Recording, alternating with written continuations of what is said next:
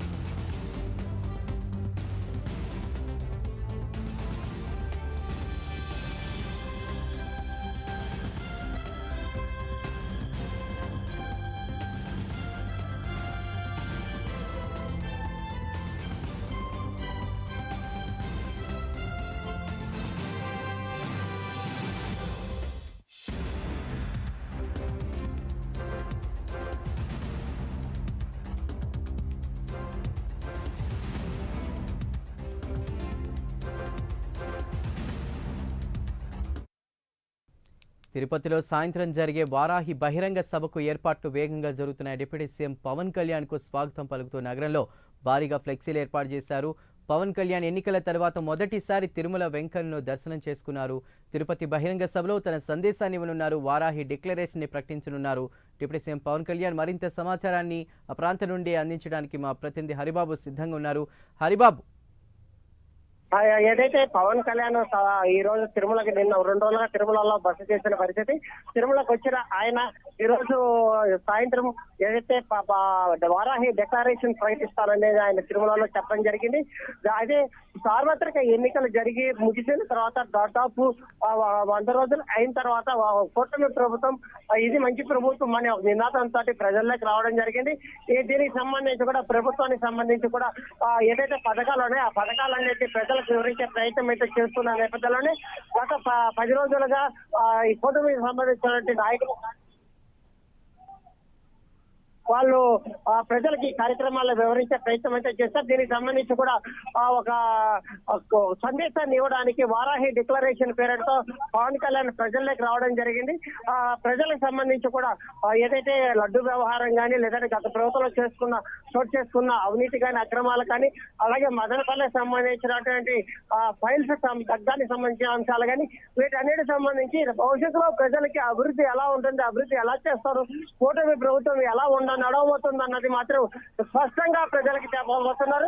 సార్వత్రిక ఎన్నికలు జరిగిన తర్వాత మొట్టమొదటిసారిగా పవన్ కళ్యాణ్ ప్రజల్లోకి రావడం జరుగుతుంది.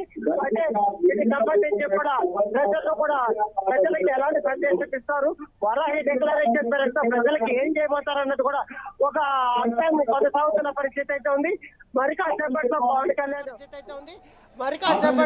కళ్యాణ్ ఏదైతే తిరుపతిలో ఉన్నటువంటి వారాహి వేదికకు చేరుకొని ఇక్కడి నుంచి ప్రజలకు సంబంధించి వివరాలను ప్రకటించే అవకాశాలు ఉన్న పరిస్థితుల్లో దీనికి సంబంధించి కూడా ఆయన ప్రజలకి వివరించే ప్రయత్నం చేసే ఉంది.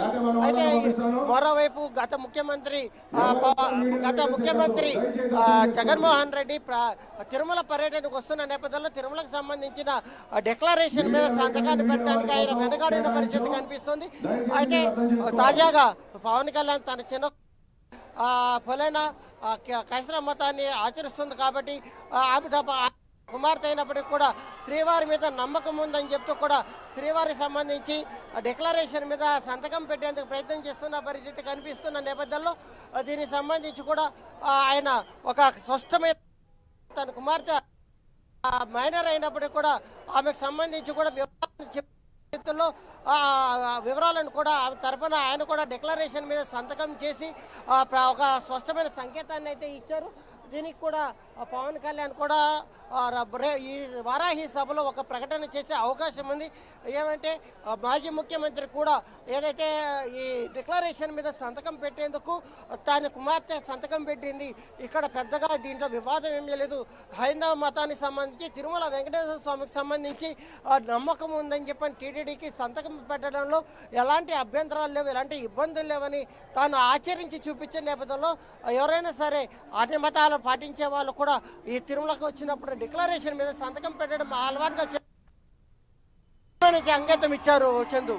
Right her Babu, thank you.